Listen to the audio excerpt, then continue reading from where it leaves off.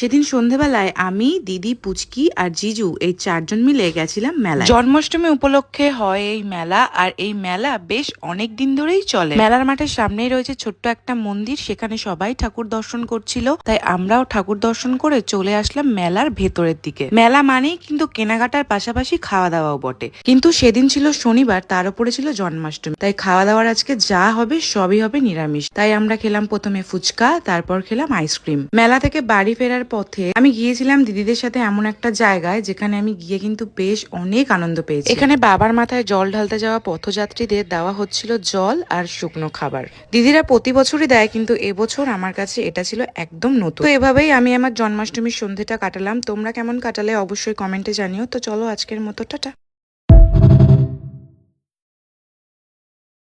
সেদিন সন্ধেবেলায় আমি, দিদি, পুচকি আর জিজু এই চারজন মিলে গেছিলাম মেলায়। জন্মাষ্টমী উপলক্ষে হয় এই মেলা, আর এই মেলা বেশ অনেক দিন ধরেই চলে। মেলার মাঠের সামনেই রয়েছে ছোট্ট একটা মন্দির, সেখানে সবাই ঠাকুর দর্শন করছিল, তাই আমরাও ঠাকুর দর্শন করে চলে আসলাম মেলার ভেতরের দিকে। মেলা মানেই কিন্তু কেনাকাটার পাশাপাশি খাওয়া দাওয়াও বটে, কিন্তু সেদিন ছিল শনিবার, তার উপরে ছিল জন্মাষ্টমী, তাই খাওয়া দাওয়ার আজকে যা হবে সবই হবে নিরামিষ। তাই আমরা খেলাম প্রথমে ফুচকা, তারপর খেলাম আইসক্রিম। মেলা থেকে বাড়ি ফেরার পথে আমি গিয়েছিলাম দিদিদের সাথে এমন একটা জায়গায় যেখানে আমি গিয়ে কিন্তু বেশ অনেক আনন্দ পেয়েছি। এখানে বাবার মাথায় জল ঢালতে যাওয়া পথযাত্রীদের দেওয়া হচ্ছিল জল আর শুকনো খাবার। দিদিরা প্রতি বছরই দেয়, কিন্তু এবছর আমার কাছে এটা ছিল একদম নতুন। তো এভাবেই আমি আমার জন্মাষ্টমীর সন্ধ্যেটা কাটালাম। তোমরা কেমন কাটালে অবশ্যই কমেন্টে জানিও। তো চলো আজকের মতো টাটা।